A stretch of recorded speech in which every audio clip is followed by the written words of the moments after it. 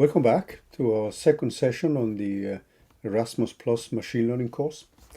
I wanted to repeat some of the messages which we had last week.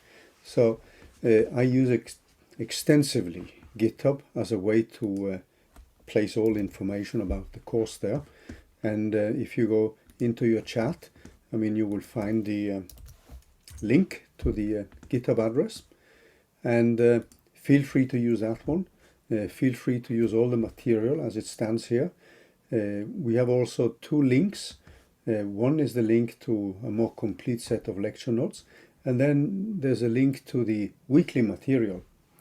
And sometimes the material which we are covering will extend into the next week as well. Now, if you scroll down on this page here, you will also find a kind of schedule, and you will see now that this week here, we are actually going to continue with linear regression, and we are going hopefully to enter into the region of lasso and ridge regression. But the main aim today is to cover some of the basics of linear regression and some of the basic mathematics of it with examples. Now, you will find the handwritten notes from every lecture which we have. They will be posted immediately after the lecture, and you will also find the video. So the video is something which I will normally post right after the lecture, but the I think this video, this video which you see here should now also have subtitles. And to generate the subtitles, this is something which I let YouTube do. And that takes typically something like 10 to 20 hours, depending on how many people are queuing in requests for translating the spoken lecture into subtitles. But normally the day after, you should also be able to find the subtitles. So this was a little bit about where we place the material. Now, what I wanted to do now is to quickly remind you a little bit about where we were last week, and a little bit about the motivation for what is coming now. So if we go to the slides for this week, and you could then click on the link which you see here, this link, and then you can scroll down to last week we went through session 1. We are going to go back to that one a little bit, because there were some kind of assignments which I gave last week which could be useful to look at. And then we are going to go more and more into linear regression here. So let me say a little bit about the motivation today. So linear regression is normally what we would call a kind of low-level machine learning. Well, it sounds a little bit strange. What do we mean by low-level machine learning? Now, the thing is that linear regression, which is something many of you have encountered in a linear algebra course under the name of the least squares method, is a method which is plainly deterministic. You can just invert a matrix and you will find the unknown parameters which optimize the model which we have chosen. However, you can also derive these equations from a statistical point of view. So if you assume that your events are distributed according to a normal distribution, you can derive the same type of equations. And we're going to see that a little bit later. Linear regression has many different things. And if we look at linear regression, it's one of the methods of choice for fitting a continuous function. It gives an excellent introduction to central machine learning features. So there is a strong pedagogical element. And you will see that in basically every machine learning textbook, people include normally linear regression and logistic regression, which in principle are very deterministic methods. And you might ask yourself, what kind of machine learning is in linear regression? Because you would think of machine learning as letting the algorithm find the optimal parameters and letting the machine learn gradually the optimal parameters about the specific model. Whereas here we end up with a rather deterministic set of equations. There are some assumptions which we are coming back to. You have analytical expressions for the fitting parameters, beta. You also have analytical expression for statistical properties like mean values. You have the variance of the parameters beta. You also have the variance of the output parameters. You can define things like confidence intervals and more with analytical expressions. And you have also an analytical relation with probabilistic interpretations. And it's easy to introduce concepts like the bias variance trade-off, which we are going to encounter a little bit later, not this week, but next week. And the bias variance trade-off is a very important way which allows us to assess whether we are in a region where we are underfitting or overfitting. And then there are other machine learning topics like regularization techniques, resampling techniques. So it has a very large pedagogical value. I should also say that if you can fit your function with, and this is a continuous function, with ordinary least squares, I mean, you should use that instead of using more complicated method. If that does a job for you, typically if you're fitting a polynomial to some kind of data, then there are very few methods which can actually match ordinary least squares. So if you can do that, I mean, you should use the simplest possible method. It's easy to code and links well with classification problems and logistic regression, which we are going to see later. And also it gives a nice step towards more complicated methods like neural networks, which we are going to cover later. And also it has a easy way to understand so-called gradient methods.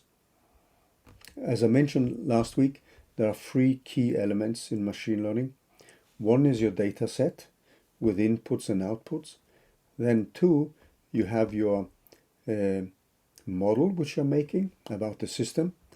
And then you need to find a function which assesses the quality of the model, which typically means that you have some kind of mathematical expression for the error.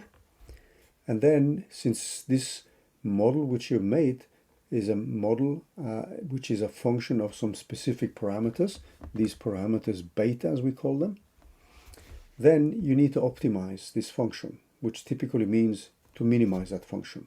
And that leads to gradient methods. The nice thing with ordinary least squares and some of these linear regression methods is simply that you have an analytical expression, a simple analytical expression for the derivative of the function you want to optimize. And this gives us a very nice expression which we can compare the numerical calculation of gradients with.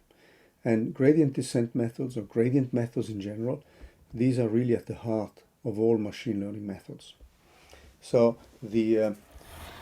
just to remind you a little bit of what we did last week, what I'm going to do now is to switch back to the whiteboard, and then I will be jumping a little bit today between what we did last week, and I will run some Jupyter notebooks where we actually discuss an example on how we can fit the equations for the nuclear binding energies.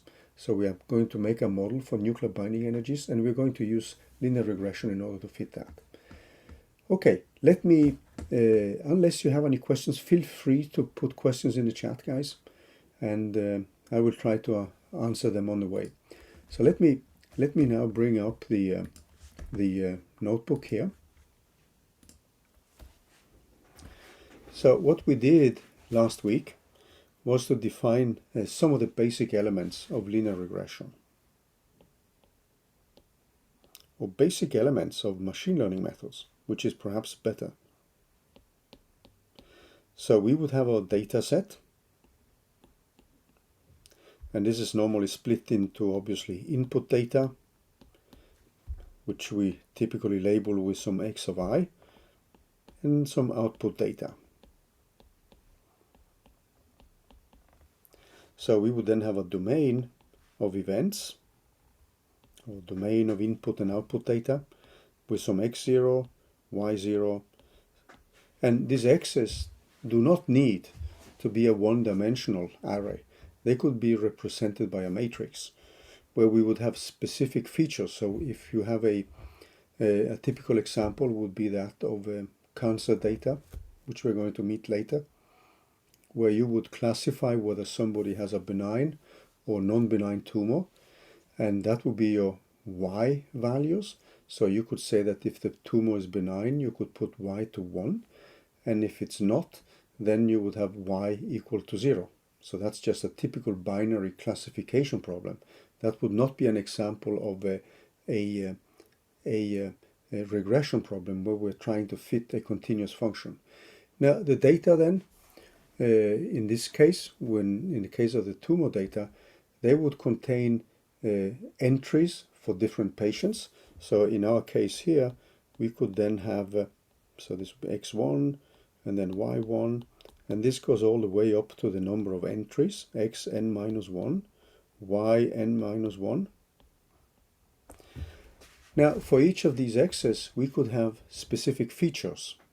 And the feature could be the thickness of the tumor, it could be the radius of the tumor, it could be the perimeter of the tumor, it could be the area of the tumor, and so on and so on. So that means that the x's are not necessarily limited to just one type of input parameters. Now, your data, in our case here, we would have x or y. So y is now a vector of length n. And we assume that these are real data. Then we are making a model.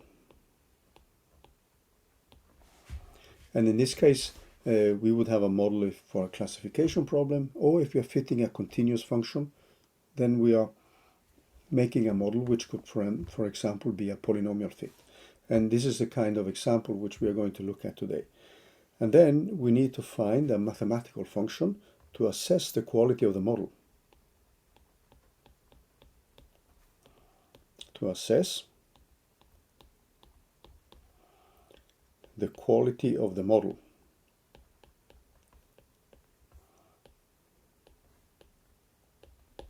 So let's quickly repeat what we did last week in connection with linear regression. So linear regression is an approach to fitting this function in terms of unknown parameters, which then give a linear dependence of the functional form in terms of the unknown parameters. Now, the basic assumption which we have, and you could in a certain sense say that this is a kind of model, is that there is a functional dependence between our data y of x, and when I don't put subscripts to the letters y, this means that these are vectors, and sometimes I make them boldface like this, but sometimes I may forget to do that. So you should be able to see from the context whether these are boldface quantities or not. Now then, y of x is a function. We assume that there exists a function f of x, and then we have some normal distributed noise. So epsilon is a normal distributed noise which follows a normal distribution with zero mean and a standard deviation sigma squared, a variance sigma squared, sorry.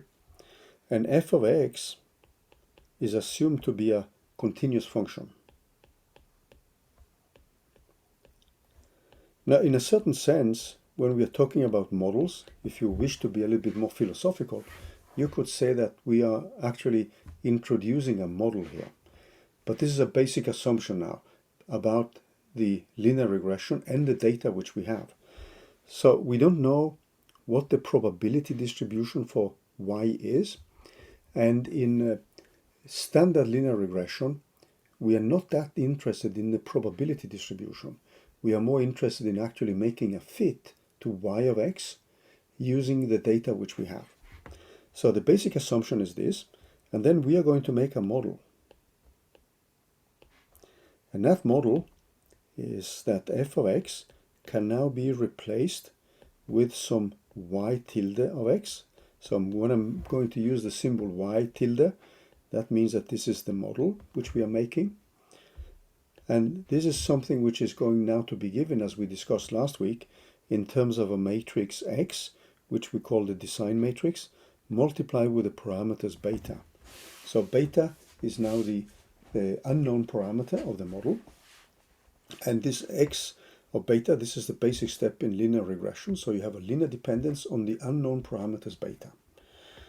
And just to quickly remind you of what we had last week, so this X now is a matrix which now depends on the number of entries you have.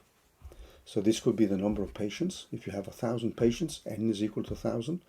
And then if you are looking at the types of tumors, then these tumors can have many features.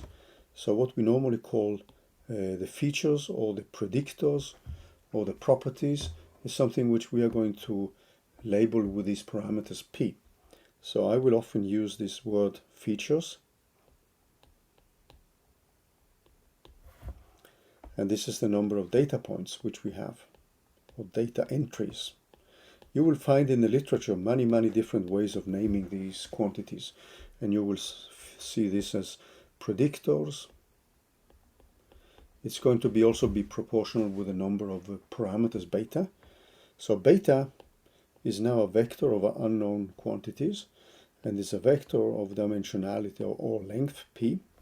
So beta would now contain a set of parameters from beta 0, beta 1, and down to beta of p minus 1. So I'm starting this numbering with 0, and that's essentially because C++ arrays and Python arrays start with 0, with element 0. So this is just a choice which I've been making.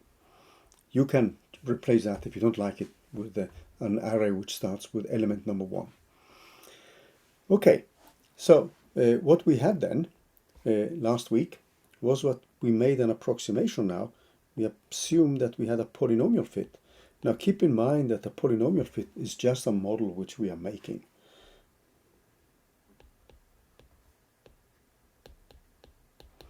So we are assuming now that this f of x, which we approximate with y tilde of x, is now given by a polynomial. And when we now look at the parameters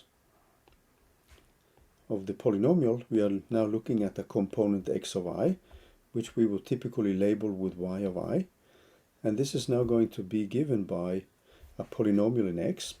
So we would sum from I of j equal to 0 up to a polynomial of degree p minus 1. So remember now, if you have 2 data points, you can fit a first order polynomial. If you have 3 data points, you can fit a second order polynomial, etc., etc. So this would simply be given by these parameters beta j, the unknown parameters, multiplied with xj to the power of I. So this is a plain polynomial fit. And you see now that when you write it out, this would simply be given by beta 0 plus beta 1 times xi to the power of 1. Sorry, this is, I interchanged things here. So this should actually be x of I to the power of j. And this goes like beta 2 of x of I to the power of 2, etc., all the way up to beta of p minus 1 of xi to the power of p minus 1. So this is just a standard polynomial fit. And what we found last week is that we can actually rewrite this x as a matrix, where we would have 1 along the diagonals, along the first column, and then we would have x0 to the power of 1, x1 to the power of 1, down to xn to the power of 1, and then we'd have x0 to the power of 2, and this goes all the way to x0 to the power of p minus 1, and it continues down all the line here to xn minus 1 to the power of p minus 1. So that means that we could now approximate the function y of x of I. That is now being approximated with this sum over j equals 0, p minus 1, xij multiplied with beta j plus this normal distributed noise epsilon of I. So this is an assumption we make about our data. So in a certain sense, you could say that this is also kind of model, but it's a basic assumption which is made. Now, we are not saying anything about the probability distribution of the x's, of the y's, and the betas. We are coming back to that. The only thing we are assuming now is that the epsilons follow a normal distribution with 0 mean and a variance sigma squared. That's the only assumption which we are making. Now, this is what we have done now is actually steps 1 and steps 2 of this first part here. So we've looked at the data and we've made a model. And the model is based on the assumption that there exists a function f of x, which we don't know, plus a normal distributed noise. And then we made a model here, which is now given in terms of something which depends linearly on the parameters beta. So, and that's why you have linear regression in the word. So you can actually make more complicated types of regression analysis, and that leads to something which is called kernel regression, etc., etc. But we in the beginning now we are going to stay with something which is linear in the unknown parameters beta. Now guys, feel free to ask questions if something is unclear here. So I'm just repeating some of the things which we did last week. And then when we've gone through the mathematics here, we're going to go back to the slides and look at more examples. Now, so what we have now is something we can write in a more compact way, that y of x is now being approximated with this y of x tilde. And this is given by x of beta plus epsilon. So this would be the same equation written in a more compact matrix form, and times a vector. So y is a vector, epsilon is a vector, x is a matrix, and beta is a vector. Now this matrix X has a name, and it's normally called the design or the feature matrix. Sometimes you will also see it as a predictor matrix. So the parameters beta are normally called the predictors, or the estimators, or just the parameters. Again, you will see this having many different names in the literature. Now, the next thing we need now is to assess the quality of the model. And then we need to define different functions. And last week, one of the functions we discussed was simply the relative error. And one of the things which we discussed then was the fact that the relative error gives us a derivative which is discontinuous at x equal to 0. And then it's less used, but you will see that the relative error is also a function which many people tend to use in machine learning. Or people can actually combine different types of mathematical models. So assess the quality of the model.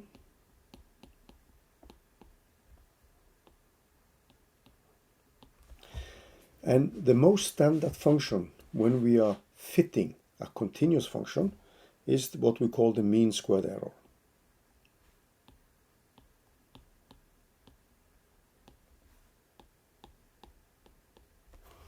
And we know that the mean squared error is now going to depend on these parameters beta. And it's normally given by the following expression. Sometimes you will see a factor of 2 in front of it, or a factor of a half in front of it, depending on, or people may even take away the 1 over n. We are going to use the 1 over n continuously throughout this course. So this runs through all the data points which we have. And this is y of I minus y of I tilde, and this is squared.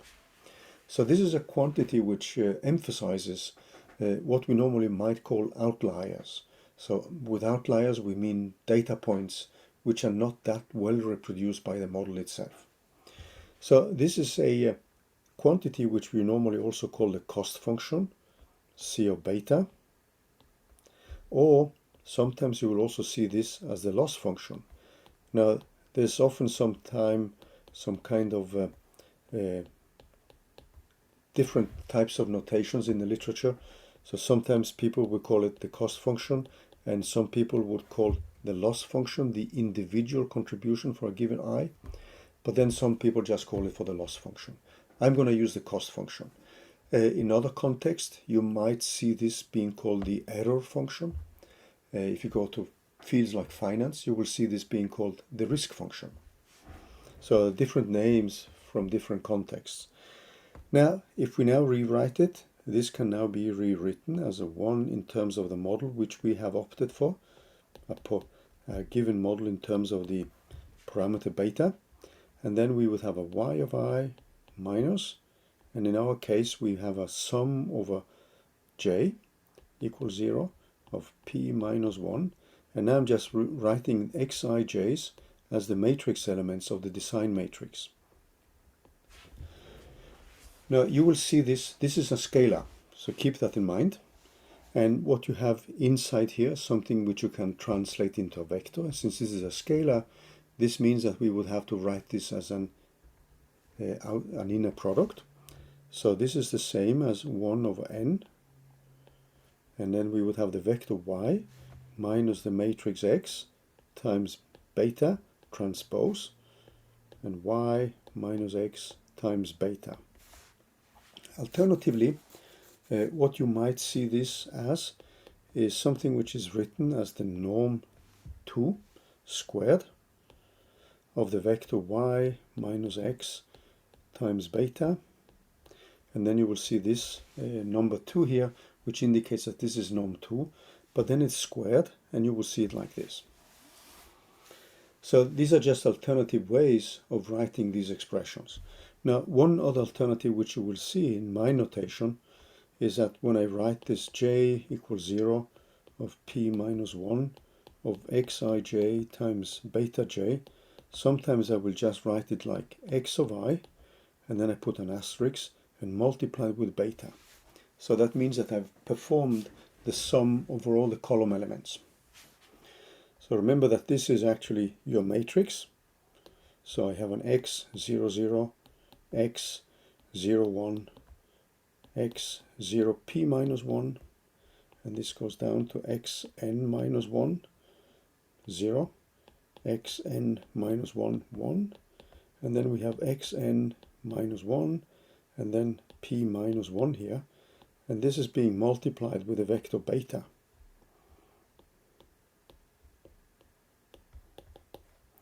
Down to beta n minus 1. Now, what we are picking then, if you pick a specific column I in here, then we are simply just taking the column I and multiply that with the vector elements beta. So this kind of compact notation here actually stands for you picking this specific column, row, and multiplying with the adjacent vectors beta. So this is the mathematical model which we have made. And in our case, we don't need to pick a specific polynomial, but we could think of the x's now representing some other things. It could be a sine or cosine function, it could be an exponential, or it could be some other functions which we think is relevant. Then comes the optimization. So we've now gone through these different steps. So we have the data set, which is given to us. The data are normally labeled. So the x's are labeled, the y's are labeled. It could be if we have a benign tumor, it's labeled as benign. If it's not, it's labeled as a malignant tumor. The x's are labeled data. So somebody has actually done the labeling for us. We are not going to discuss that, how the labeling is done. So let's look at the optimization part, because now we want the optimal parameters beta, and we are going to write the name of the optimal parameters, or the predictor, or the estimator, but I'm just going to call them parameters. So the optimal parameters is now labeled with a beta with a hat. So this beta with a hat here is the minimization, so argmin, for all the beta which we have in the model of the cost function c of beta. So what we need then is actually to take the derivative of this quantity beta, now c. So what we need now, the optimization itself, is given by c beta with a derivative with respect with beta. And this is going to be equal, and we're going to show that now, because last week we just stated it. So in a matrix form, this is going to be given by x transpose of y minus x times the parameter beta, and we want that to be 0, and this is also multiplied with 2 divided by n. So we can multiply away the minus 2 divided by n, and what we get then is that we have x transpose times x, so this is a matrix times a matrix, times beta, and this is equal to x transpose times y. So if we can invert the matrix, then we get that beta optimal, and now we're going to put a hat on it, is given by this matrix x transpose times x minus 1 of x transpose times y. Now remember now that x has dimensionality n times p. That means that x transpose times x has dimensionality p times p. And normally when we look at a typical linear regression case, the normal situation, or the most common, perhaps it's better to use the word most common case,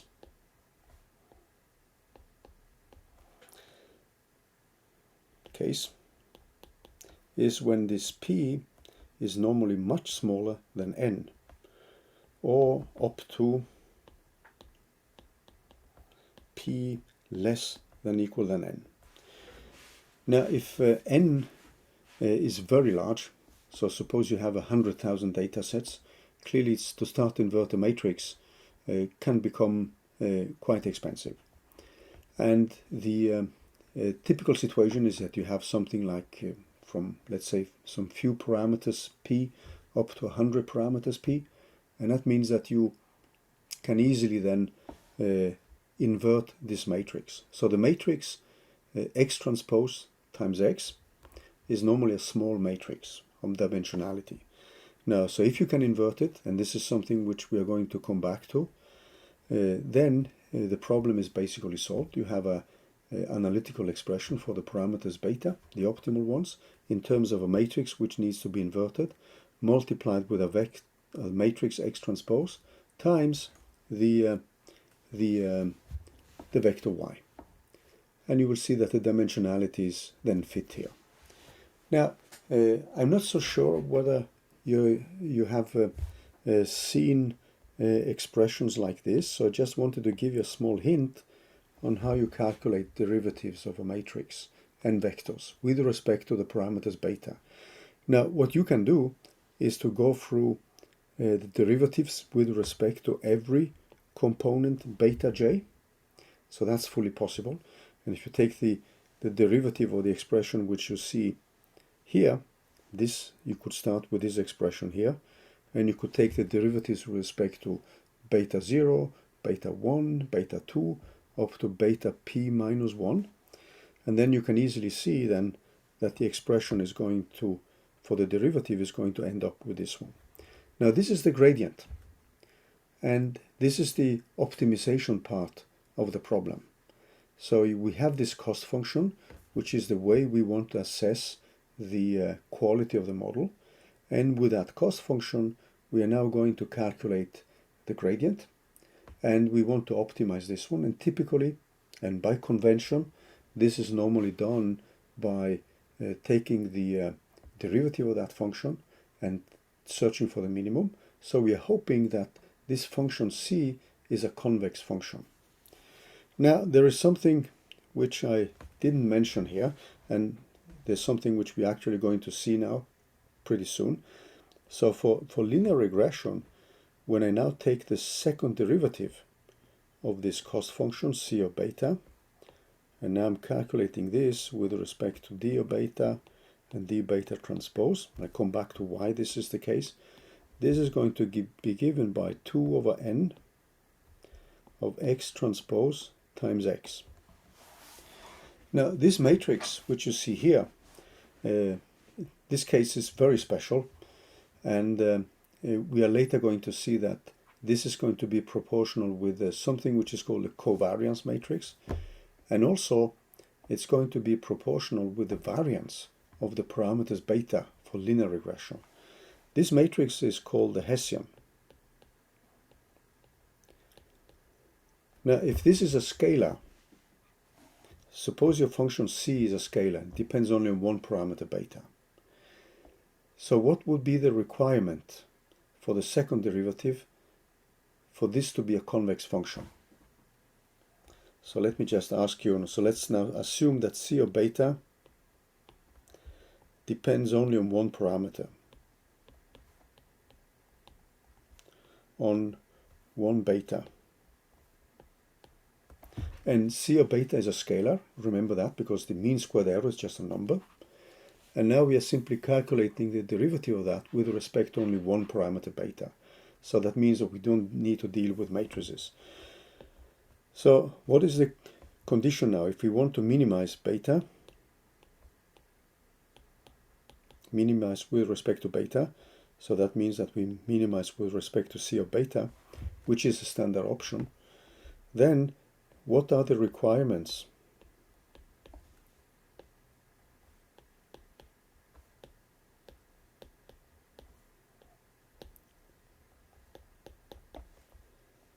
On c's second derivative with respect to beta.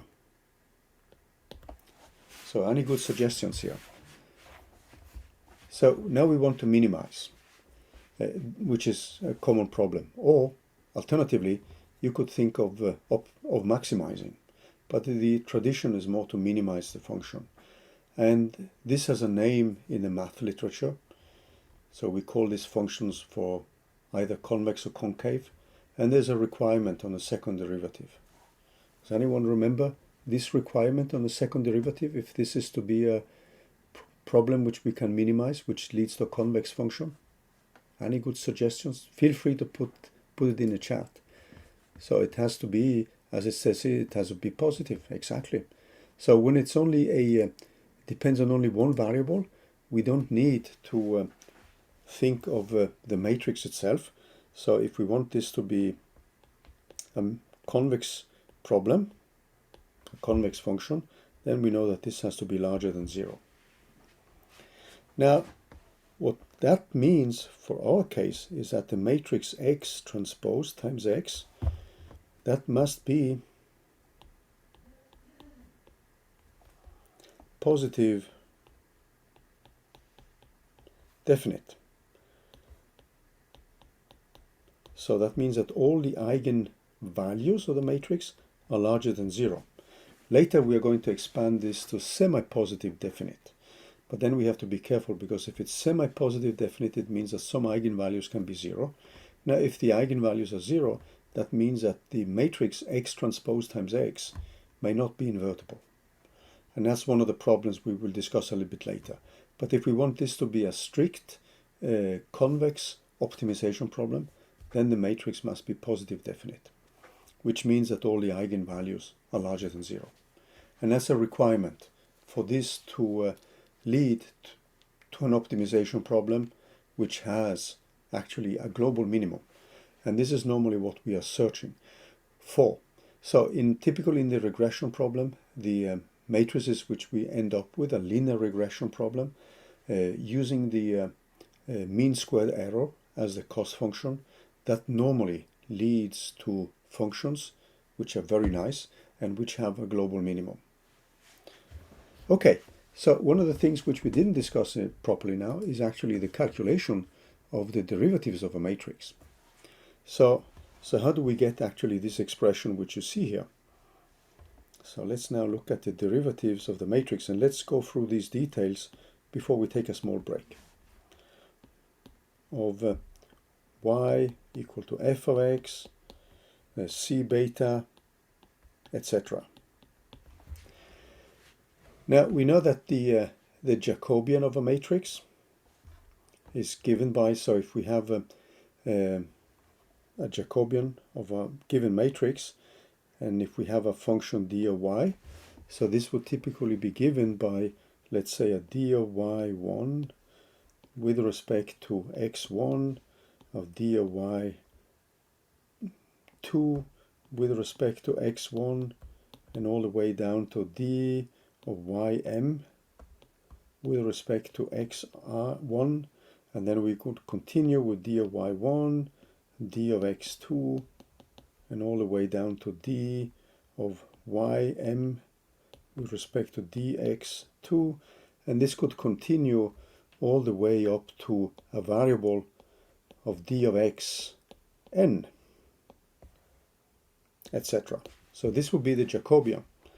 Now, this is a matrix now, the Jacobian matrix. We have assumed now that y is a vector of length m, and it depends on x, which is a vector of length n here. Excuse me? Yeah, go ahead. Yeah, actually, the writing is not showing here for us, so Could you say it again? we cannot see your writing. Oh, sorry. Yeah, from like Sorry. 1 minute, Okay. we just No, okay. let me wait a moment here. I don't know what happened here. Let me just go and back and share the screen. No, can you see my? Now you can see it, right? Yes, now Goody, it's goody, clear. goody. Yeah, there was something. I don't know what happened here. There's something which just went totally wrong here. Okay, sorry for that. And let me just fix one small thing while we are here, so that I have that one up. Let me just fix that one, because then I'm going to. Let me just fix this small thing, so that I don't mess it up again with the. Let me just do that one. Just a small moment, so I don't mess up again. So these are the kind of things which often you don't see in linear algebra courses. So if we now, so these are just definitions of the Jacobian of a matrix. So if you then define a matrix times a vector, which obviously gives now the vector y. So y has now the same dimensionality as it had here, and x has the same dimensionality. So that means that the matrix A is now given by a matrix of dimensionality m times n. So if I now take the derivative with respect to x of dy dx, you can see why this becomes equal to the matrix A. So the matrix would now be given by an A11, A12, up to A1n, and all the way down to AM1 and to AMN. And the way to see this is simply to look at a given y of I, which is now a sum over k equal 1 up to n, and then I have a matrix elements aik multiplied with x of k. And if I take the derivative of d of yi with respect to dxj, then I simply obtain aij here. So that means that when I now write this in terms of a vectorized expression, dy dx, this means that I simply have the matrix A, I collect everything, and I get this matrix A, simply the matrix A when I take the derivative with respect to y here. And you can see that from the basic expression. So in order to derive that expression which you saw here, the expression which we put up here, this one, the way we have to set it up is to write out the specific components of the matrix times the vector. And when we have the matrix times the vector, we look at the specific index. And with the specific index, we can then find the derivatives of the expression here. So you can then define this to be a matrix which doesn't depend on x. It could depend on some other quantities, and then you would simply have a repeated use of the chain rule. So if you now have a matrix one expression which you want to have a little bit more complicated expression, so what you could do now is to define a scalar. And remember that the expression which we have for the mean squared error is a scalar. So we define a scalar now, which is a product of vectors and matrices. So we could define that as a scalar alpha, which is the product of a vector y transpose times a matrix A times a vector x. And we assume now that A does not depend on x and y. This is an assumption which we make. And again, this y is now a vector of length m. X is a vector of length n.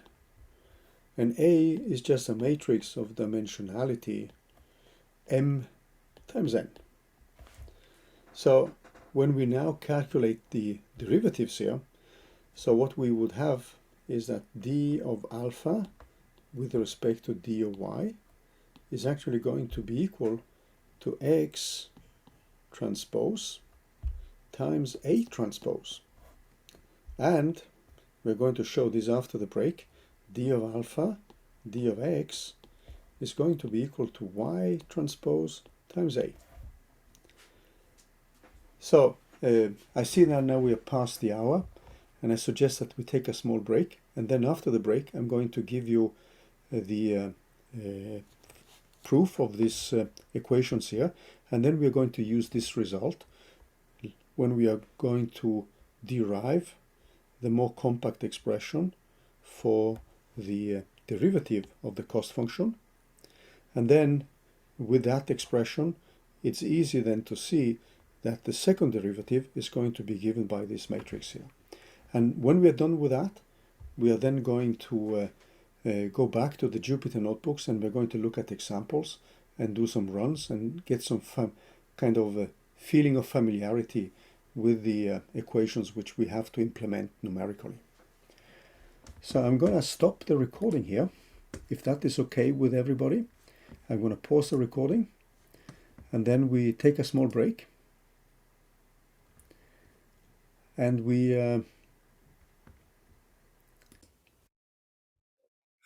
so what we're going to do now is to try to wrap up the calculation of these derivatives, and then these equations will come handy when we are looking at other types of cost functions.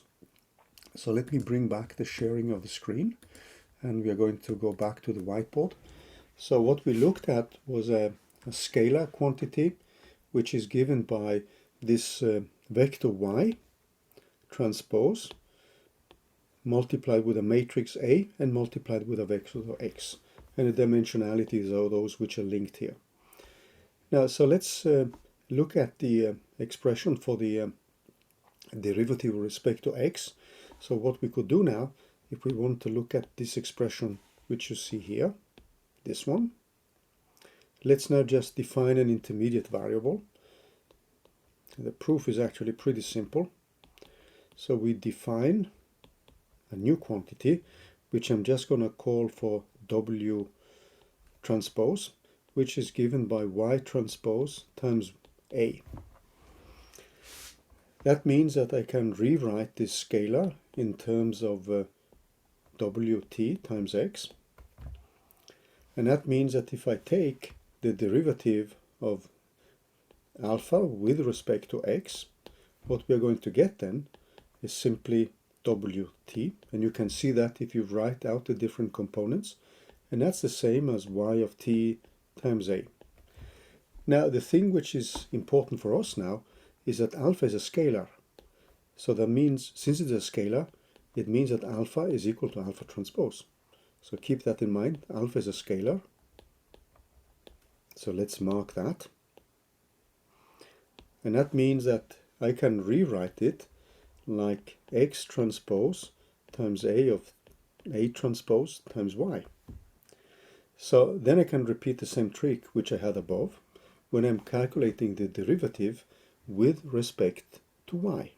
So in this expression here, I'm now going to calculate the derivative with respect to y, and I'm going to use the same trick. I can introduce the vector Wt, which is xt times a of a transpose, and if I do that, then I simply have that d alpha of dy is equal to x transpose times a transpose. So keep in mind that alpha, and this applies to the mean squared error as well, it's just a quantity which is a scalar. Then we can look at a new quantity, And suppose now that alpha is again a scalar, but now it's given by a vector x transpose times a matrix x. And we could assume that A is a quadratic matrix.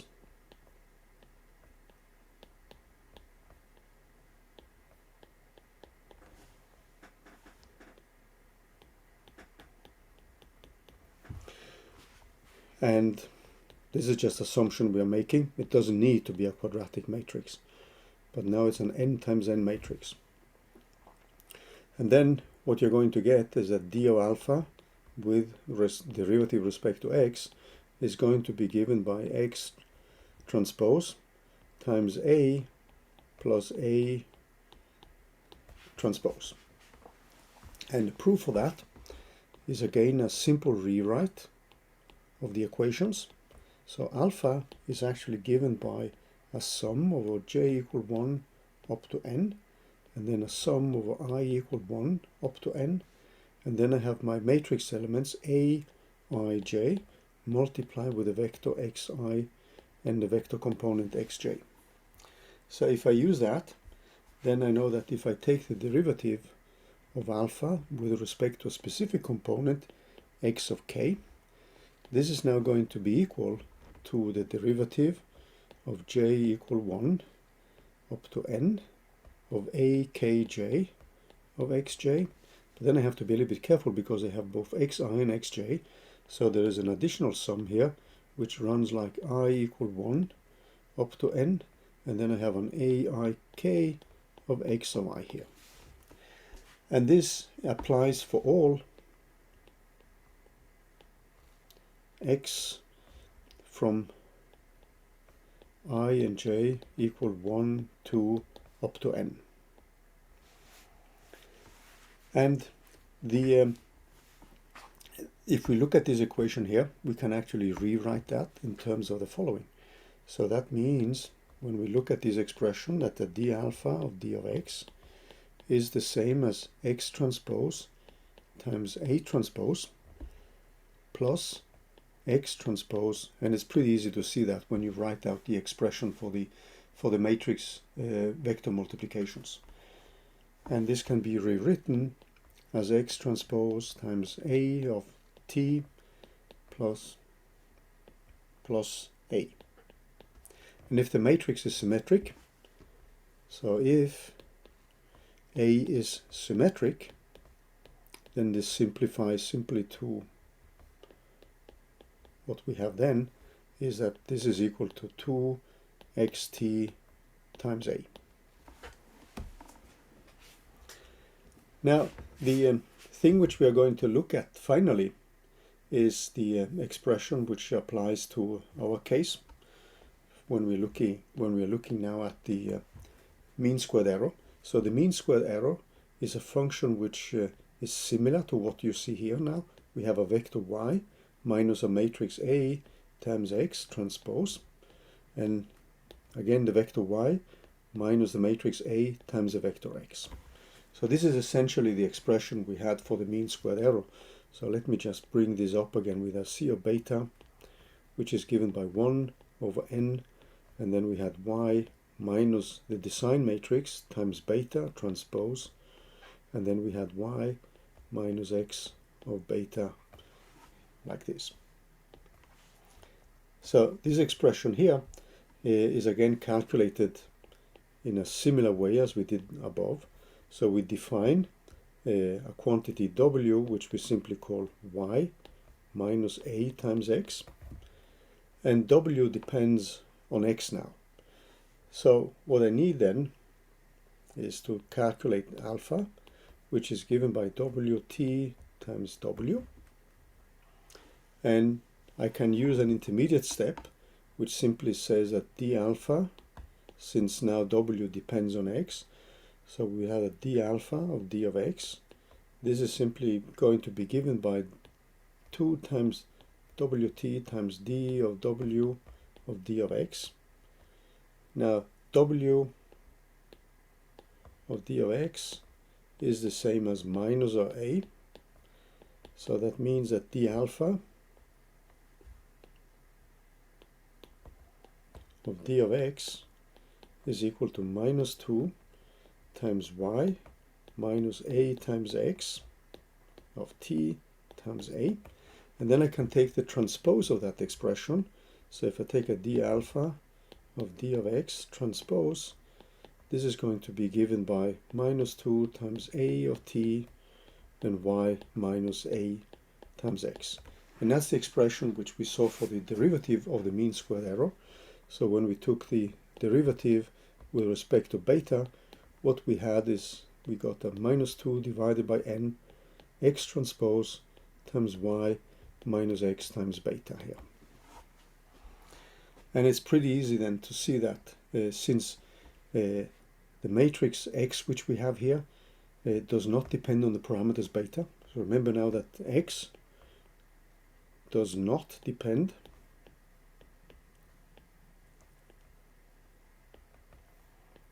on beta.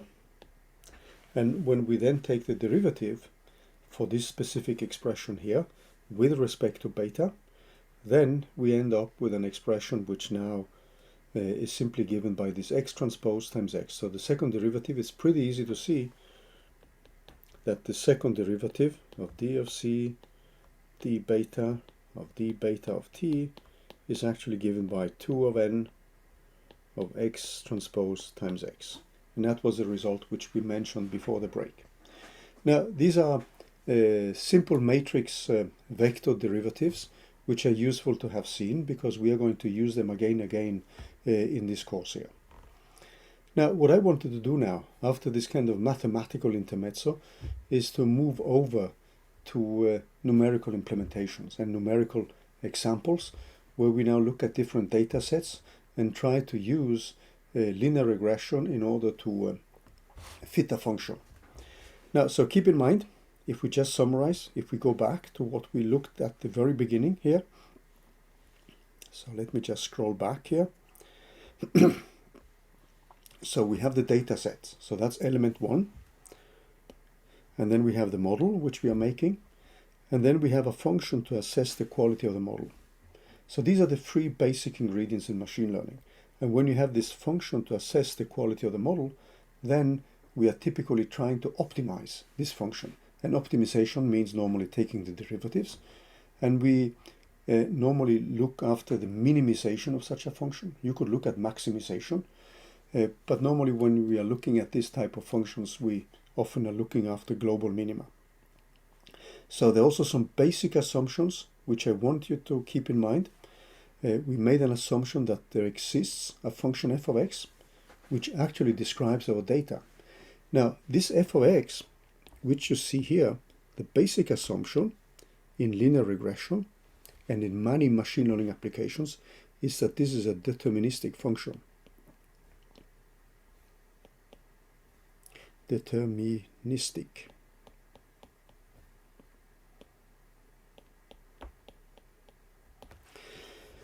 So in the standard machine learning applications, we are assuming that the x's, that means the input values, can be described by variables which are non-stochastic.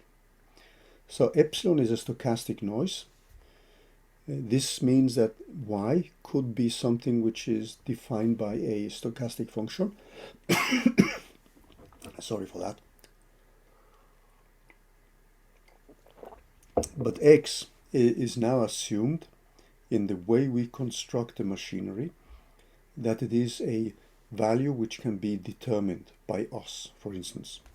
So to give an example, suppose you have a beam of particles coming in, impinging on a target, and you get something which comes out.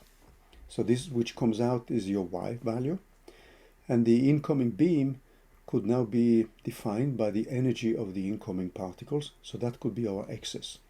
And the assumption then is that the x's is something which we define, and that it doesn't have any uncertainty and it's just treated as a deterministic variable.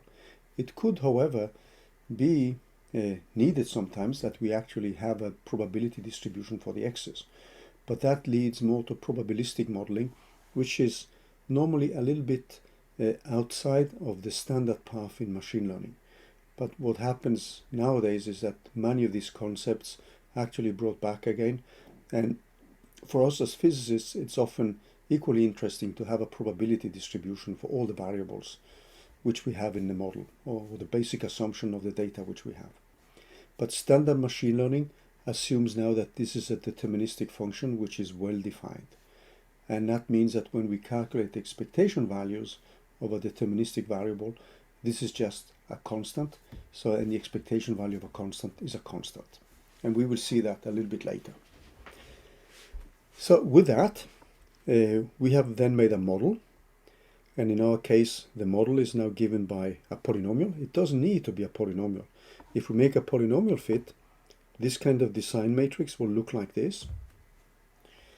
But in general, if we just scroll down a little bit, these entries in the design matrix do not need to be given by a given polynomial.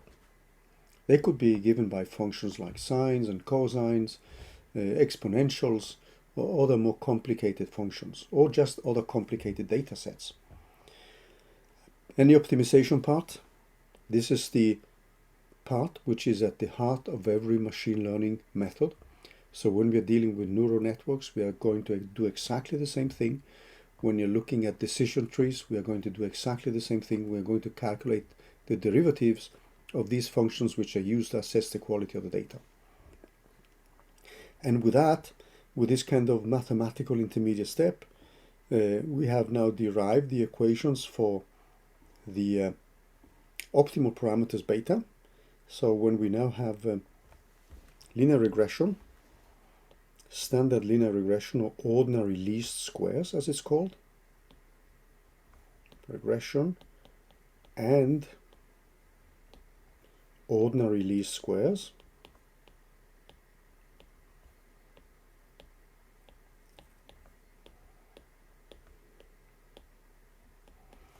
and I'm going to call this OLS. Then we have a simple expression for the optimal parameters, and remember now that the optimal parameters are beta with a hat, and they are given if we can invert the matrix of x transpose times x of t times y. Y is well defined by the output. These are labeled data. The x's are well defined by the input, and this is, if we can invert the matrix, this is a problem which we can solve. So later, we are going to see also that the variance of this parameter beta, of these parameters beta, is actually given by the inverse of this matrix we have to transpose. We've seen that the second derivative of the cost function is given by this matrix x transpose times x.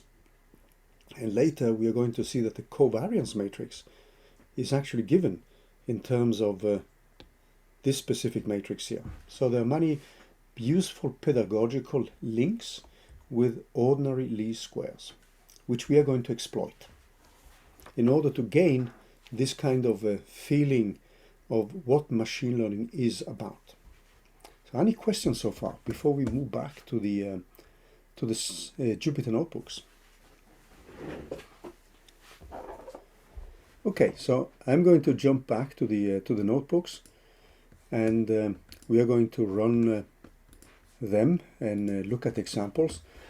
So last week, after the kind of all introductory words, one of the things which I asked you was actually to take a look at some of the examples which we had at the end here. So I'm just going to scroll through, and one of the examples or packages or libraries which we will find very useful is this library called Pandas, which allows us to transform data in simple ways. And let's see the example which we have below here. And the data which I wanted to start looking at is actually data for nuclear binding energies. So just a quick reminder, since this is actually a course on machine learning applied to nuclear physics, there should be nuclear physics examples. Now, if you look at the binding energies, what is common to do now after this kind of rewritings? So typically what we have as experimental data are the atomic masses, or the mass excesses, to be more correct. And there is a huge enterprise in nuclear physics, which is called the mass evaluation. There's actually a newer data set. I've just been lazy here and haven't updated with the latest one.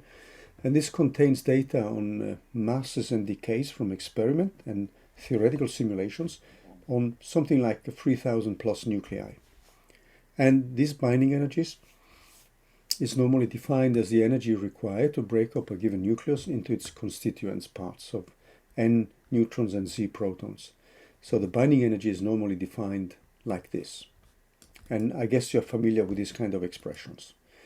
So in that table, which follows this mass evaluation, you will see these quantities from data. You will find mass excesses, and you will find other properties as well. So this is a pretty large file, and let's take a quick look at it. So if you go into the doc folder and look into the published folder, and we look at now the introduction here, what you will find then is a folder which is called data files. And this data file which we have is this mass evaluation 2016. And I don't know if you looked into files like this, but this is something which is generated from a Fortran program, and it contains a formatted output, and this is the format. So when we are reading this in with a library package like Pandas, we need to have some knowledge of the formats here, and we need to figure out which columns we want to use. So keep that as a kind of punchline here. We want to have a specific set of these entries. So we would like to have a column which contains the number of neutrons, the number of protons Z, and the number of nucleons A. Sometimes it can be handy to have the element name, which you can see here. And then we are going to look at the binding energies. And in some cases, there is no data. And this is often marked with these asterisks here. So not an entry. And sometimes the values are based on theoretical calculations, but many of these data sets are actually based on experimental values. So you can see now decimal point is replaced by the pound for non-experimental estimated values. And this asterisk is in place of value, not calculable. So this is what the data file looks like. So we are going to extract number of neutrons, number of protons, and number of nucleons, the mass name, the name of the nucleus, and the binding energy. So we are going to need column 2, 3, 4, 5, and then this will be column 11 in the data set. So let's go back to the way we are going to read this in. And we are going to make an ansatz here. Now in the ansatz I'm going to make, I'm going to be a little bit lazy. So I'm not going to plug in the number of protons, and I'm not going to plug in the number of neutrons and protons. So that means that if you wish to have a small challenge, you could actually take this program and rewrite it slightly. So we know that this first term is normally what's called the volume term, and the second term is the surface term, and that's the assumption is that the nucleon at the surface of a nucleus interacts with fewer other nucleons than in one in the interior, and that corrects the binding energy with this surface-dependent term. There is a Coulomb term which goes like 1 over a to the minus 1/3, and this is supposed to mimic the electric repulsion between each pair of protons. There is an asymmetry term, and you can actually add more terms. You could also have like a pairing term. I haven't included it here, but the basic outline here is the one which lies behind the model which we are making here. So what you could do next is simply now I'm going to import NumPy as NP, Pandas as PD, I have matplotlib, and in this case we are not writing our own code, but it's very easy to write your own code for the data analysis, but I'm using scikit-learn, and scikit-learn has metrics like mean squared error, R2 score, and so on. Later we are also going to discuss this splitting into train and test data. this is something which I'm coming back to. Now, what I like to do normally is actually to have some kind of places where I save the files, the output files. I have my results, figure files. I have a folder with data files, the one we just saw now. And here you find the mass evaluation 2016. That's the data file. And I typically save my results in this path, which is called results and figure files. And I save them as a PNG file. Now then, the problem here now is that the file which we are looking at is a formatted file. And then we have to be a little bit careful. So this is the output of a Fortran formatting. And A stands for a character with one space. I3 stands for an integer with 3 spaces, 5 spaces. X is just a space. F is a float, so with 13 spaces and a precision with 5 leading digits after the decimal point, and so on and so on. And then we need to specify these widths, so these are the widths of the different variables. You can see now 1, 3, 5, and this just follows from here. So we have so when we now are reading this file, we can use the Panda function, which is a formatted write file. And we are going to pick columns 2, 3, 4, and 6, and 11. These are the columns which we are going to use. So remember now that in the columns here, we also have spaces. This 1x is a column in a data set, and this is a column in a data set. So if you count here, we have 1, 2, 3, 4, 5, 6, 7, 8, 9, 10, and 11. This is where we have the binding energy. This is just a column in the data set. So the binding energy is actually column 11 here in that file.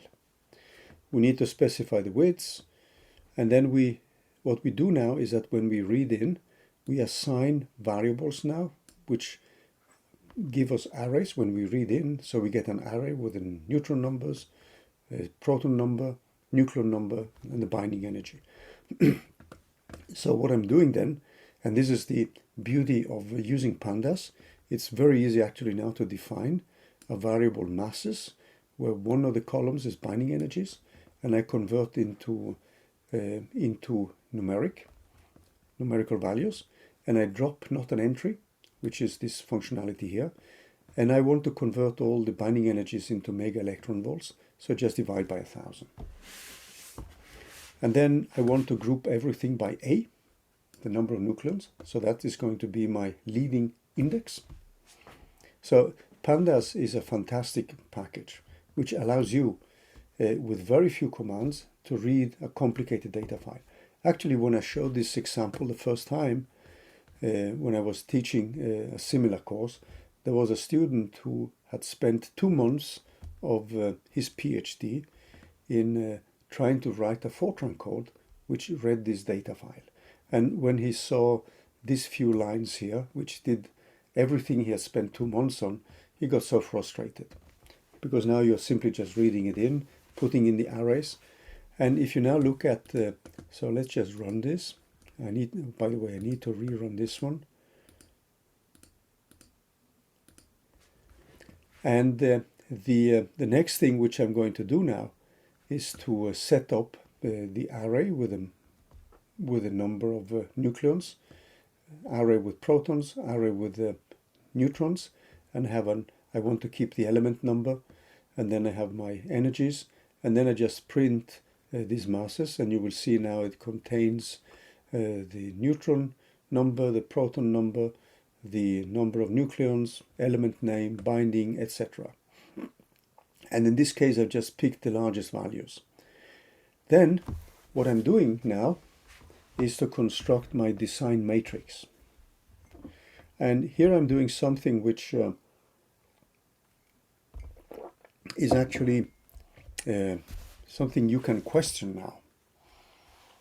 And this is something which I'd like to bring up, because if you look at the design matrix I'm setting up.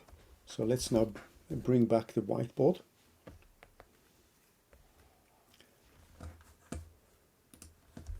So it's a question. Yes, this still works actually if you have positive and negative values mixed for the you're thinking of the binding energies, right? Is that correct? There's a question in the chat here.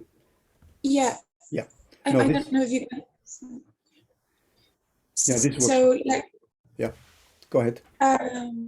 Yeah, so the issue is that sometimes I encountered some files in which the length of the numbers would be different because you want to have the same precision. So then the positive numbers would actually be one position shorter. So when you would give the file, it would still detect that, like depending on the row, as a column or not. Yeah, no, it shouldn't be. I mean, it shouldn't be a problem. So if you look at the table here, you would now see the values are basically all positive here. So we are actually picking this column here with the binding energies.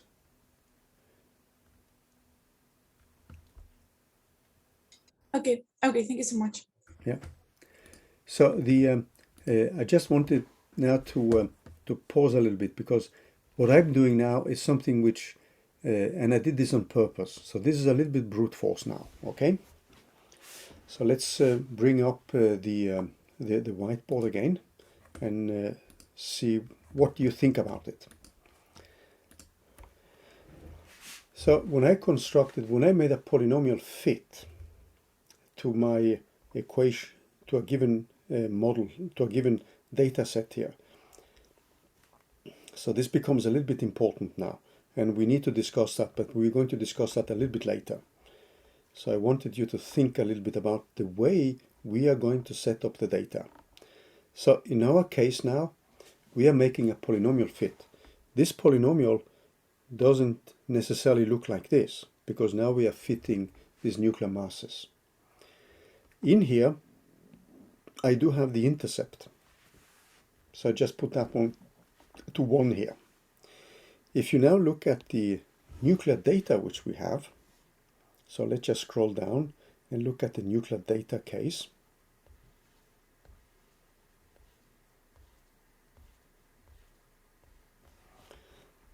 So the nuclear data example.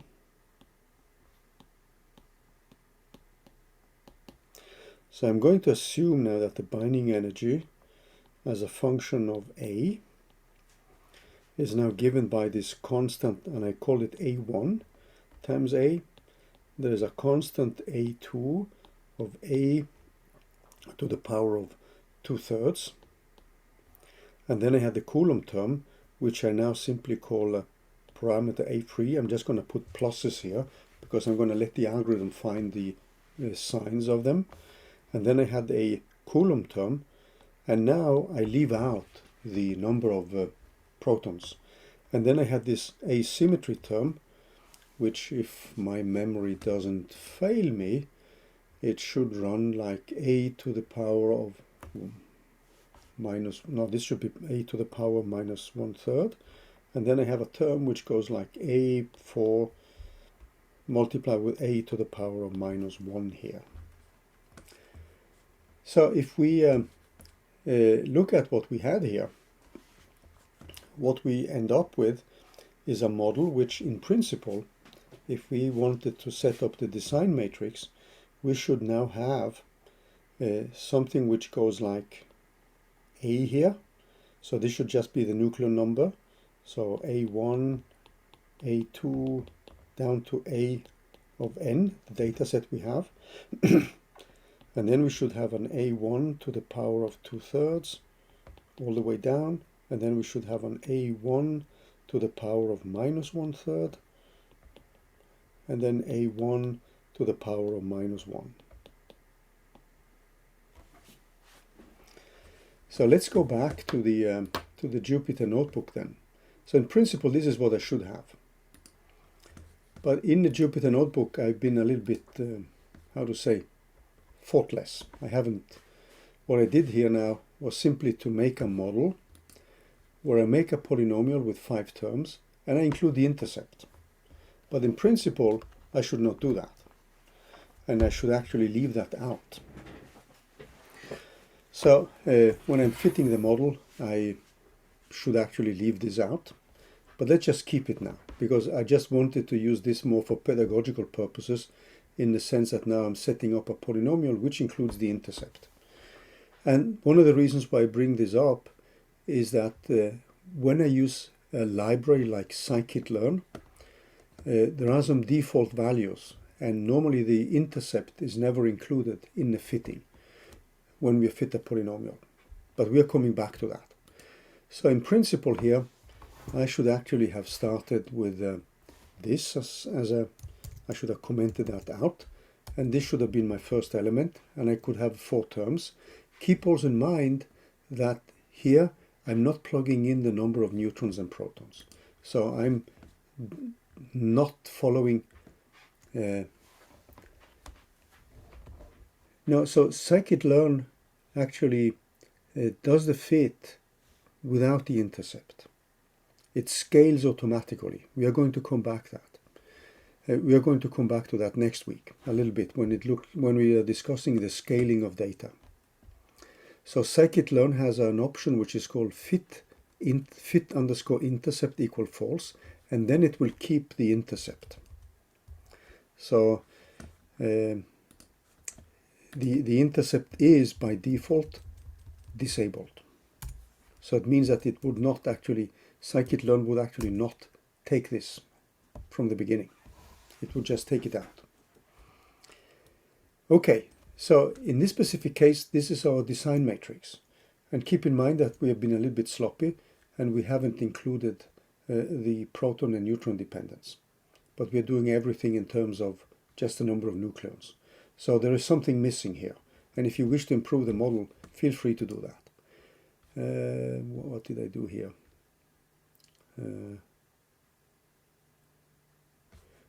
Let me just see now.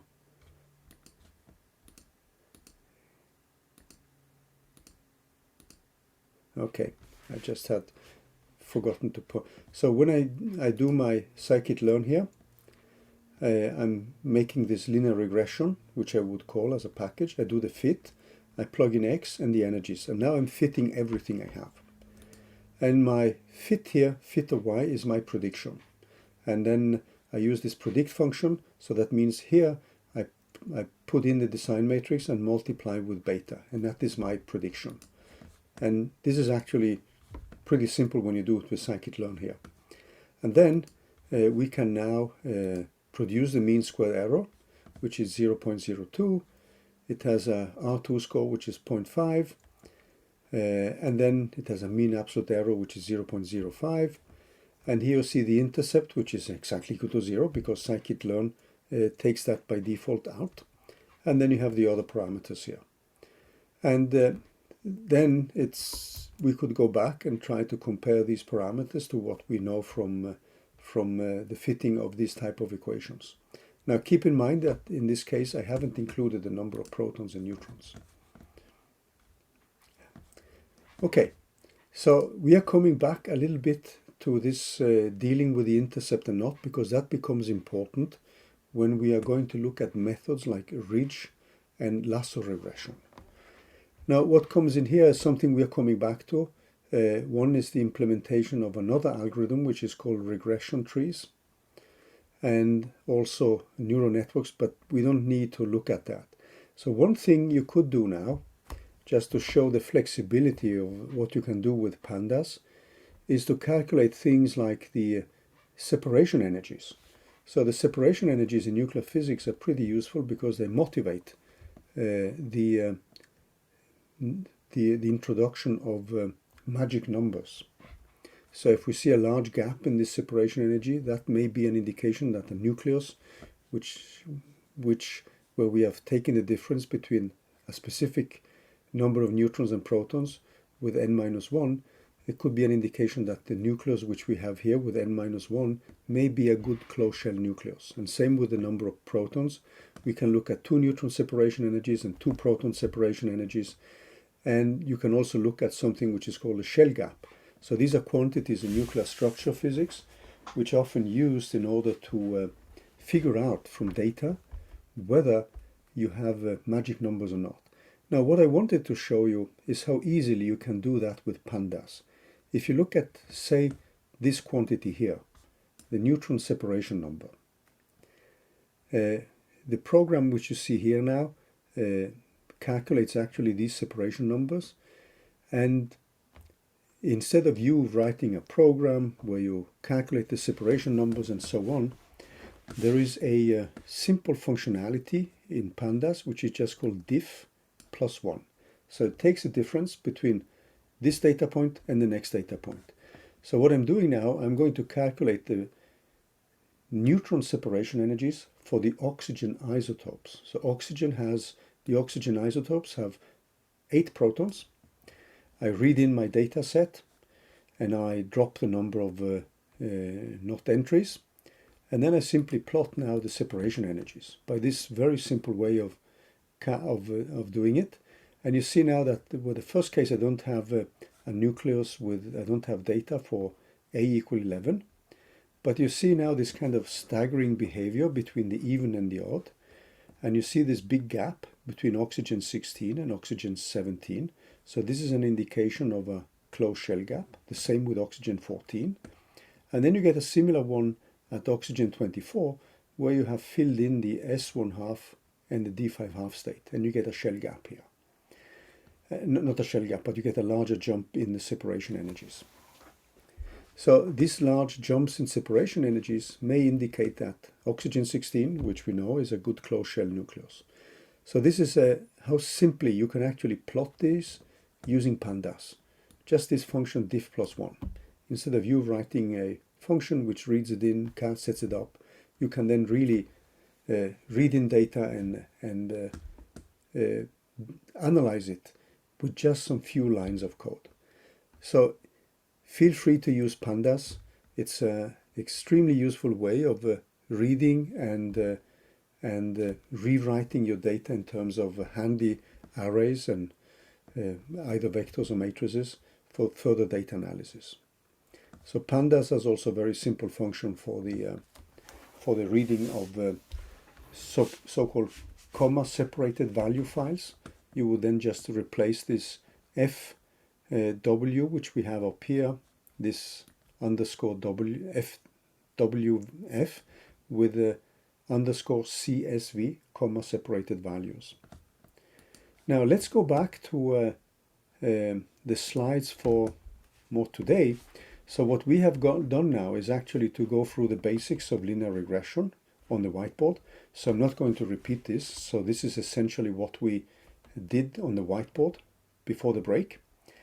But now, if you now look at the same code here for the nuclear masses, you can now see the design matrix which we are setting up. And this contains these different terms. And I've just been using Pandas here with a nice printout. I just set up my design matrix, our data frame X. I put indices to the different columns to represent what kind of feature. So now the features in the polynomial fit are given by the polynomial degrees I'm trying to fit my model with. So this is a very nice way to actually display your data very quickly. And now we've gone through the optimization. So everything you see here now are things which we went through on the whiteboard. And you find some of these useful matrix interpretations. But now I wanted to show you how easily you can make your own code for this. Now, in our case, beta is now simply the inverse of the matrix X transpose times X. So this is the matrix we want to invert. So if we just rerun it, we have it here. And our y tilde is given by X multiplied with beta, the design matrix times beta. You can also use NumPy has a least square functionality, which you could use if you want to. And here we would simply just run what we had. And this is basically the fits you would get with our own code. And alternatively, you could also plot in the fit which you would get with scikit-learn, and you should basically get the same results. So The way you would do it now is to include this function here, inverse, from the linear algebra sub-package. There's something which we are going to discuss next week in more detail. That's actually the problem which deals with the fact that the matrix may have a singularity or may be almost singular. And what is normally done then is to calculate the pseudo-inverse. But our model is just given by this y tilde here. And now this is the way you would actually calculate it with a pseudo-inverse. And next week we are going to see how we can do that. Another thing before we conclude today, the R2 score is one of the scores which are often used. Here is a simple way by which you can calculate that using NumPy with the sum function. And similarly, this is the mean squared error, which is the way you would typically assess the data. So you can print now the R2 score, you can repeat it, and you can compute the mean squared error. So you're at the level of a 2% error here. And if you want to calculate the relative error, you can also do that. So this will now just print the relative error for all your variables here. So there are some additional things here which I'm not going to cover, but I wanted to say a little bit about codes which you find here before we stop for today. So there is an example here on you fitting the energy for neutron matter. So this is the energy density function. So the energy per particle as a function of density. And in this case, we have a comma separated value file. And we read in the density and the energy. And we can now make a polynomial fit here, where we now have a polynomial in terms of the density. Now, the thing which is interesting here, and we are going to pick this up next week, is actually the calculation with something which is called ridge regression, and what that actually means. And I also invite you, so this is a kind of mini homework, to look at the splitting of data in train and test. Because in machine learning, what we often end up doing is that the data is split into train. So this is where we train the model. And then we would have test data which has not been included in the training of the model. So this is a recipe for hindering overfitting, because you can train a model to perfection if you use all the data. But if you then apply it to data which has not been included in your training, you may fail miserably. So scikit-learn has this functionality which can also be used with other machine learning libraries like TensorFlow, PyTorch, Theano, and so on. So all these libraries actually, the basic functionalities which you find in scikit-learn is something which can be used in other libraries. And what you do here, you split your data into 80% training and 20% test. And the test data are kept outside all the training, and it's just included only when you now want to calculate the prediction of your model. So the y tilde here is just the way it behaves on the training data, and the y predict here is actually the prediction you make on data which has not been seen by the training of your model. And here it fits to stop. So take a look at these further examples where we split the data into train and test. And then what we are going to look at next week is actually the introduction of, after we've gone through this, we are going to look at both some more pre-processing of the data, but also on ridge and lasso regression. And I'm going to stop today's lecture here now. So I'm going to stop the recording.